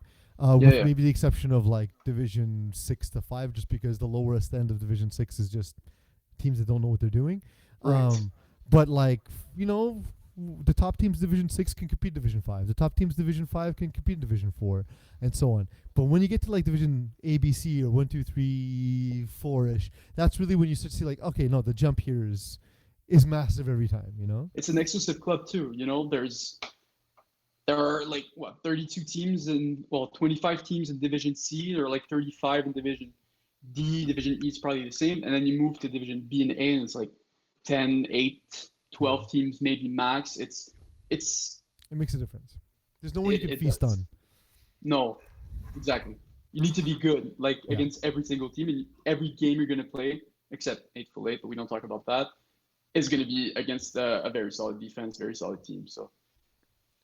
All right. Scream a letter at me. All right, I'll stream the numbers 5v5. 5v5 and Division A will handle those two Yeah. divisions as one and the same. I have to be honest, I haven't seen, by virtue of the fields that I've played at, I haven't seen a lot of 5v. I haven't seen any 5v5. So I'm going Not to at lean all. on you. I'm going to lean on, I haven't seen a single game. The games I've been at, either because I've been around town and just popped in, you know, hang around for half an hour, 45 minutes, catch games across the fields, or just being at the field, I've caught every division except for 5v5. So I'm going to lean on you. I'm just going to interview you about 5v5 essentially. Fair enough. I'll carry. Would you put more money on the Braves winning a Division A title or a 5v5 title? What are we looking at in terms of Braves? Where's their better format? 5v5. Okay. Is it because so few of their players show up to all the games that they're just better with less guys? Maybe I think the biggest factor is they have James Drysdale and Isaiah Allard on the 5v5 roster, which they don't in Division A. And like Isaiah has, as effective as he is in Division A, he's even more useful in 5v5 because the field is smaller. So yeah, like he's covering even a bigger percentage of the field. And he has 9 sacks in 6 games, but 11 PDs. He's a difference maker. He's probably the most valuable player on this team after Maru. And like the size, like when you start stacking the size of like George Gary P and Isaiah Allard, and also James Drysdale's not a tiny guy. Like there's just not a lot of room to throw the ball, right? Like there's just guys who take up space vertically, horizontal, like across the field. Like they just take up a lot of space. They make it incredibly difficult to play. And like one of the guys too that is on. I mean, I guess that he's generally with the Braves in general these days. But Guillaume Belin is a guy who, to me, the first time I saw him play, I was like, that's a Division I defender. You know what I mean? Like that guy is just all over the field in ways you don't expect. You know, and so Phil Fallon is another guy who's got some size. Like, I guess, yeah, it's when you look at the team that way, and especially you pointed it out, given the smaller field, I would imagine that plays a bigger role. Yeah, I mean, there's like when teams throw against them, there's just no space. It's going to be a struggle for any quarterback throwing against them, and then you flip that around, and the ability of Joe Mauer to stretch the field with James Drysdale is unmatched in any division, anything. Like 8 games, 790 yards, 18 touchdowns. In the best division there is. So go ahead. Yeah, go ahead. I was gonna say since we're gambling, because we just took a bet on which Braves team would win a championship, let's keep the parlay going. Okay. The better bet to get to the finals and face the Braves in 5v5. Are we looking at sorry, the internet's slow. Royaume Luminaire? Yeah. Or Flag Moissac? Ooh. It's tough. If you had asked me this question like 2 weeks ago, I would have gone Royaume Luminaire, no doubt about it. Mm-hmm. You know, they started off the season like killing it. You know, they lost their first 2 games, but after that, you know, they went on a 5-game winning streak. Then lost to Braves, beat KGP, which is, you know, it's KGP, not a 5v5 team in my opinion. Correct. But they lost to Flag Moissac just this past week, Monday. Yeah, this Monday. And you know, Alex Nadeau-Pius struggled mightily to start the season. It wasn't great. He does that a lot because he doesn't play every season, and it kind of feels like the first 3 games are his preseason. You know, he's getting kind of warmed up, and you know, Flag Moissac's been one of my favorite teams in the history of FPF, and part of that is there's something reckless about, like, it feels like you're in the backseat of someone who's drank too much and now is speeding like on a freeway. That's the feel of watching their offense. It is exciting to the point of a car crash. Francois Rochelot has 1,000 yards receiving. Look how beautiful that is. That doesn't even make sense. That doesn't even make sense. It looks so good. I've been doing this for a long time. I've been doing this since before I had gray hair. On the dot, too. On the dot, 1,000 yards, 20 touchdowns. So you average 100 yards and 2 touchdowns every game. It's so pretty. I don't understand. The symmetry of these numbers are insane. And look at this defensively. It's ridiculous. It's crazy. He's the MVP. No doubt about it. Yeah, he absolutely has to be. Absolutely has to be. But that's the thing, is when you watch them play, it's the gas is down all the time. Alex Nadeau-Pius is like if someone screams from the stands, stop, they're already dead. That's what it feels like when he's playing offense. Like, he doesn't care what the score. He could be down 6 scores. He could be up 6 scores. He's firing for the end zone at all times in a way that is, you know, as reckless as it feels. It's kind of just this controlled chaos, actually. It's not as...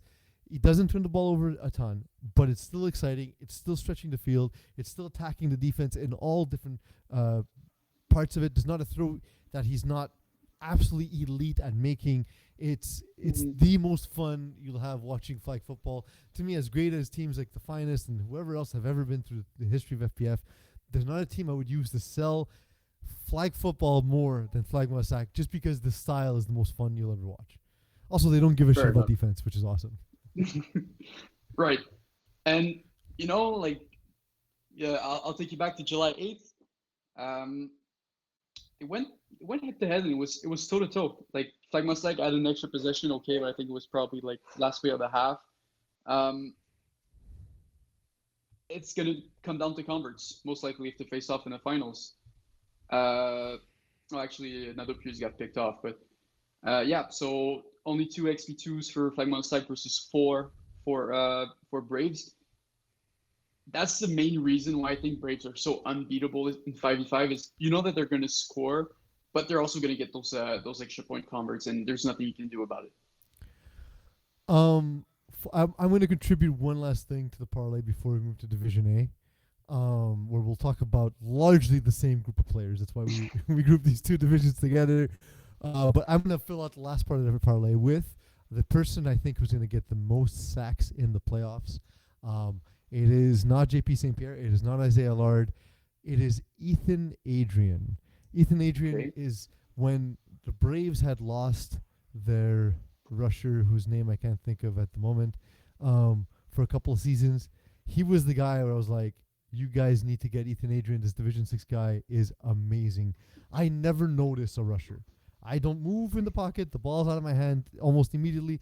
And this dude made my life a living hell for 44 minutes plus 10 plays. Like, he was just everywhere all the time. His ability to just break in random directions in a way that human ankles should not be able to do, this guy does. He's absolutely amazing. Yeah, So, you can't do most that. sacks. Your ankles cannot like Mine, you would forget break it. them. Mine are already broken. You break them. Yeah. But like, I've never seen a human person. Like, if someone told me he's actually not human, he's a reptile, I'd be like, yeah, makes sense. I don't doubt it. I'm not gonna fact check it. It's good. I believe it. He's a reptile. And yeah, but Ethan impacts the game like more than the stats can show. And just because The hurry he's always throws, a threat, like QBs just are he comes at you so quickly that you just want to get rid of the ball, and he's gonna get in your head no matter what. Even if he doesn't sack you, he's gonna get in your head, and that can impact the game without like the box score noticing him. Yeah. And yeah, I mean, when we talk about like top rushers in FPF, Ethan Adrian will be in that conversation for a long time. Yeah, he's gonna make Matt Kerouac look like the old man he is. So he's the actual top of the division.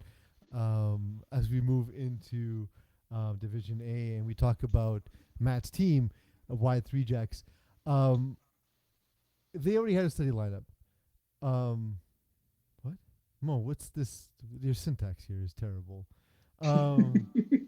If Wide Three Jacks had a So steady strong. lineup, would they have made the playoffs? Yes, there we go. Okay. Oof. Yeah, I mean, look, you can scroll for days here. The answer is probably, but we will never know. A lot of the games, like I'm Jesus. actually on Nobody the team. has more than 6 games played. If you don't know, I'm actually on the team. I think you do, but I know, I saw.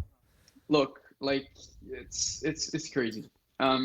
No player has played more than 6 games, other than Iggy, of course.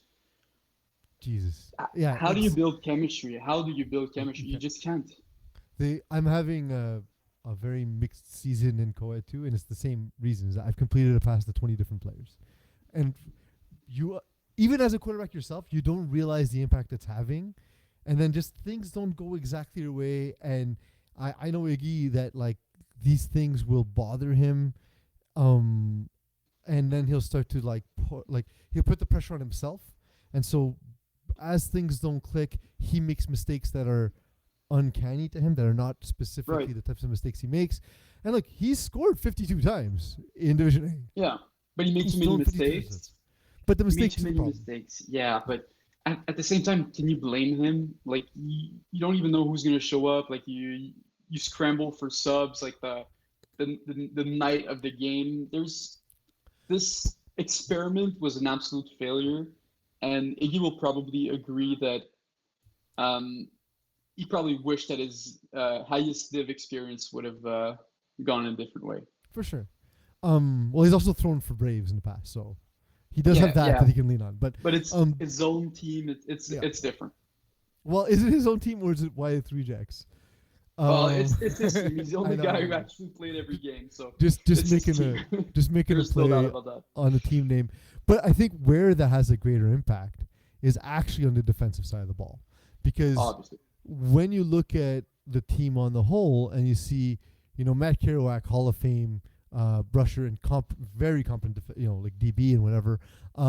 You have Gab Champagne, who's just a monster athlete. Auriel Poirier barely played. Vincent Benjamin, Nicolas Gropini, like these are all individually great defensive players. Guillaume Belin, but who we talked about earlier this episode. But if they're not on the field at the same time, or if you have some of these pieces here one week and then you have one of those pieces there and then 3 other new pieces the next week, there's never going to be any chance that the defense comes together at any point in the season. And then it all does fall to the offense and being the quarterback the ball every play.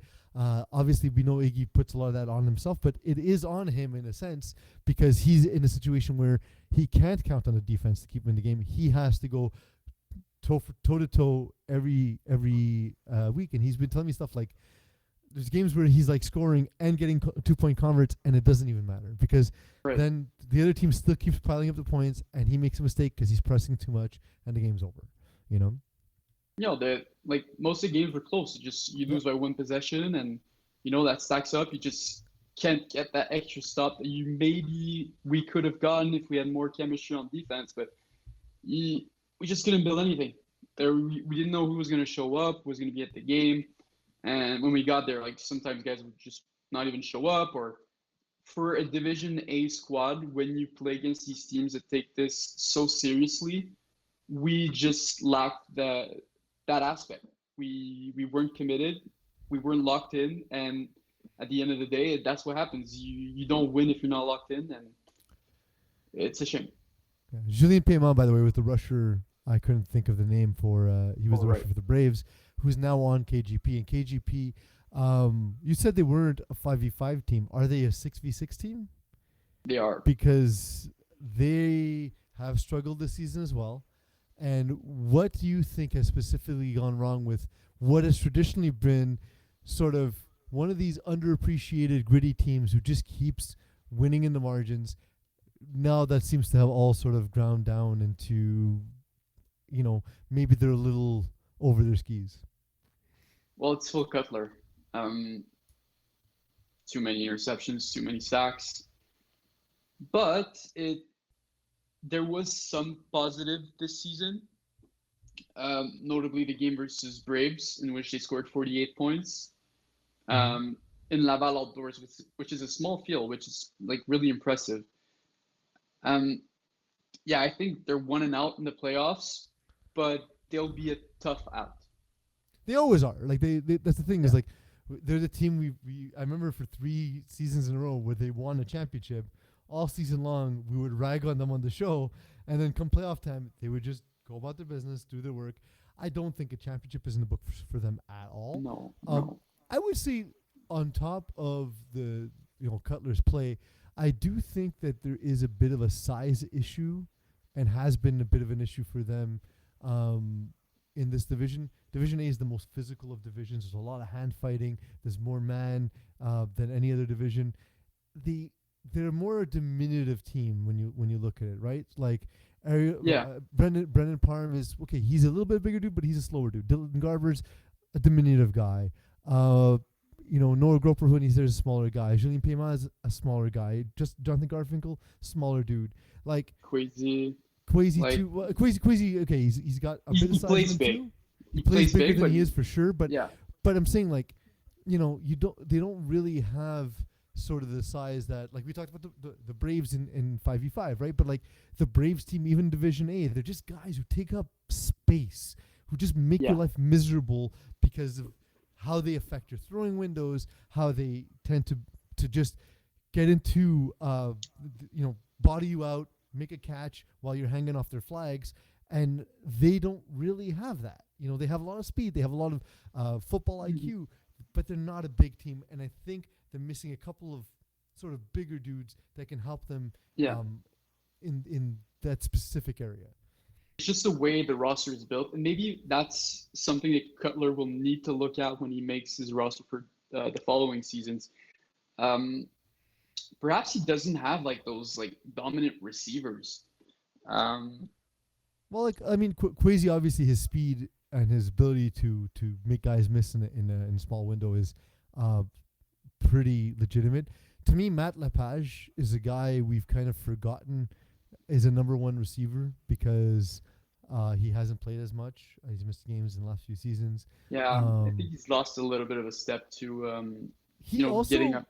he also was a guy who was, in my mind, maybe I'm remembering it wrong. I remember him being a bigger dude, and he's really slimmed down. He looks great, Yeah, but it's has kind of had an inverse effect. He might have also lost a step. He's not one of the younger guys in FPF anymore, right. He's where been he was playing. when he started. It's been 10 years. It's that takes a toll on your body Yeah. eventually. So definitely he could still be that top tier sort of possession guy, and Quasi's great in terms of speed, but are either of them a true Division A number one at this point? They're probably number twos. Yeah. You know, Excellent. Rory's emerging is, but he But only played two Rory didn't games. play every. I saw that too, but Rory Yeah. didn't play every game because Rory Right. would be that guy on this team. Yeah, you normally yes. Or if Emerson Peter continues to develop, he's a really, really, really young dude. Yeah. If he continues to develop, he might be that guy in the future. But yeah, it's a lot of guys who are very good, and I think Quasi and Matt Lepage are elite number 2 receivers, but they're still number 2 receivers. Jonathan Yeah. Garfinkel again, dominant in lower divisions. Higher divisions, he's good. He's really good. He's a fast dude. He's a fast dude. Well, he's got one role. Yeah. He's not. He's not a one-trick pony necessarily, but he's not a player that can do everything offensively on the field. You don't have that AJ Gomes or that James Drysdale on this team. That's basically what I'm saying. Yeah. There's not a superstar offensive player. Quasi's a superstar defensive player, but offensively, it's not a superstar. Agreed with that. So let's now venture into Division D. I believe that to be our final division of the night, unless I'm completely forgetting an entire portion of our audience, which is entirely possible because, again, much like Big Fat Bats, I partake too often. But yeah, we'll get into Division D. As I'll have you bring it up on the screen. Are you taking Snowden, Delhi Degens, or the field to win Division D? This is a Mo question. When it's a team the versus the classic field, Mo question. because the answer is always the field, right? But this Like- time it might not be. I think it's Okay. the first time where it's actually good. Snowden Delhi Degens have scored twice as many points as they've allowed. Have clearly the best record, clearly the best offense, probably one of the best defenses. Definitely the clear best team in Division D. And I think I'm actually going to take them over the field for the first time ever, That's pretty I wild. believe. That's pretty wild. It's possible It because might again, be.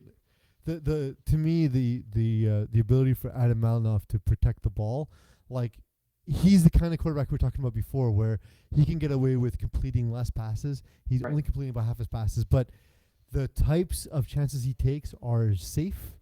So he's not turning the ball over while he's taking as many shots as he takes, and we see it too with his 14.2 yards per pass, 42 touchdowns. Like he's clearly a guy who moves the ball, is always pressing deep, and does it really well. He also does it in a way that doesn't really expose his team to a tremendous amount of risk, which is what you want because game manager sort of has a negative connotation, but in FPF it actually absolutely does make a difference.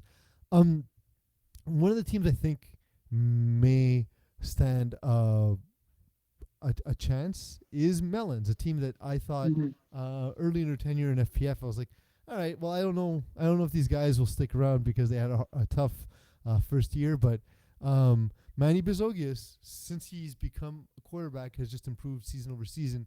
He turns the ball a little more A little too often, much. Yeah. but on the other side, he's also completing more passes. He's moving the ball. He plays a more methodical style. He is also a threat running the ball because if you add his 2 rushing touchdowns, it's 47 touchdowns to 11 interceptions for Division 5. That's exceptional. And so to me, Melons are that team who I think could be a bad matchup come finals because if they do meet, it will be in the finals. So Yeah. I think It's a team. Yeah, it's a team that can pick off Adam. Yeah. In Division D, like when you have these QBs like Malinoff who can just rip the ball, throw like great accurate passes, it's hard for a lot of these defensive players to adjust to those balls. Yeah. It'll be an adjustment for Malinoff when he moves up in higher divisions, and I think his stats will hurt with that. But for Division D, he's very dominant. But yeah, when you look at Melons, like you see players that could be playing higher divisions, like Justin Schwartz, Dante Gonçalves, Kevin Scalia, um, even Manny Bezogas himself on defense. This is a team that could cause trouble for Malinoff and could make it so that he maybe tries to force things that he normally wouldn't, and then maybe they get 2 interceptions and it's a different game. Yeah, it's probably these two teams which we might be looking at for the finals, but I'll still stick with Snowden for the championship. We have a 3-leg parlay going from our earlier segment in Division A and 5v5. Let's add a leg because you know what? All right. I feel as if it's too safe a ticket. But I'm kind of between two teams. I want to pick a team to make a deep run to the playoffs. Ambush or Hail Marty's, the two ones I've been eyeing. I'm kind of between both. What do you think? This is a talk that I've had in the past with Manu, and we looked at both of these teams in Ambush. We looked at Phil Roberts, and we thought that this guy should have done better this season. And yeah, it's been a real disappointment. And I think it's both of these teams actually. Even Hill Marty's, it's kind of disappointing. So I watched a game with Iggy. I watched an Ambush game with Iggy where he was scorekeeping. And when we had him in it at halftime, I sort of asked him, like, hey, what do you think is going on with Phil? Now, Iggy and I are also specifically hard on quarterbacks when we break them down. So, like, I don't want this to come off as hate or, like, me being a jerk. But, like, what I saw in Phil is a guy with a tremendous skill set who still makes a lot of rookie mistakes. And we see that we talk about completion percentage a lot. We don't have a ton of metrics to go by, so that's one of the ones we use. Yeah. 50% is low. So there's a couple of things he does to me that are going to take some time for him to change. But look, FPF's a tough game. Bad habits are hard to break from anyone, right? So like, if anyone can get there, I'm sure Phil can. He's a great athlete and he's a committed player. But it's going to take commitment to do the following. Not stare down the rusher and feel he needs to beat the rusher every single time before he makes a read. Go through your progressions honestly and go through them quickly. Don't pick your receiver in the huddle. Go through your progressions. If the route isn't there, don't be afraid to come off it and then, attack your second and third read. Yeah. And he can move his and he can use his feet, but absolutely. like, but don't do it only to beat the rusher. Like, do it if you need to, or do it to change a throwing window. You can also design rollouts if you're more comfortable that way. Send your players flood one side of the field. Like, he can use his legs, and he can also use his legs to make the defense come down on him, so he can hit it over the top. Which is not something that he does. One of the hardest things, and he absolutely should. One of the hardest things to learn as quarterback is to, when you have crossing routes, to check the backside before you throw the crossing route. And I saw him throwing a lot of, and look, he only threw 8 interceptions all season long. So I don't want to be too hard on it, but it's just a habit I noticed that sometimes he throws a ball that ends up being more precarious than it needs to be because he didn't see the backside safety collapsing on that side. And then sometimes that risk is also unnecessary. You just check it down. It's there. You have guys wide open, hit it, keep it moving. I have high hopes for Phil Roberts in the future, but I'm with you that like he kind of feels like an unfinished project at this point. Maybe just sort of clicks in the playoffs. But no, absolutely. Like I'm not saying this to be negative. I think the progression's been amazing. He's absolutely going to get there. And maybe, again, a light bulb goes off in the playoffs, and he just starts to see the game. But I think it'll happen for him next season. I spoke to Marty Friedman actually early this Mm. season, and he talked about how this was kind of a difficult season for him. He's turned the ball over far too much, and hasn't scored consistently. He's had games where the offense has been kind of rolling, and other games where it's like, okay, they're putting up 24, 26. That's fine. That's not playoff football. So I think the quarterback play for both teams is kind of the core issue. But now we gotta add a team to our ticket. Which one's making a deep run? Is it ambush? Is it Hail Marty's? I think it's Hill Martins. Um, I've seen more consistency from Marty Freeman at the quarterback position. His ability to put up points on the board has been better than Phil, Mm-hmm. even if that comes with more interceptions. He's consistently putting around 25 to 35 points per game, Yeah, which is what you need in the it's playoffs. it's more often on the 25 side, but I agree with you. He does have the ability to score 35 points. It's been turning up at the end of the season. Like Yeah, it's there's been some improvement there, like 20, 33, 26, 32, 31, 35, 27. and 32 against Glow Gang. Glow Gang are a good defense. They're all guys who played, university and college level DB. So like, they're guys who are just competent players, and he handled them well. I'm with you. I think we're ready to punch that ticket in because we both see this. We're simpatico with how we see this. Um, are they the team who can make a Cinderella run, or is there another team you're eyeing who can make a Cinderella run in these playoffs? Um, it's tough to look at these teams. I want to say maybe Cookie Monsters because of the talent that there is on that squad, but there's just been too many inconsistencies at the quarterback position. I actually threw for them last game, Okay, um, and Felix Boutet is injured right now. that Um, doesn't help. no, there's no certainty as to whether he will be there for playoffs, so they might be getting an injury replacement.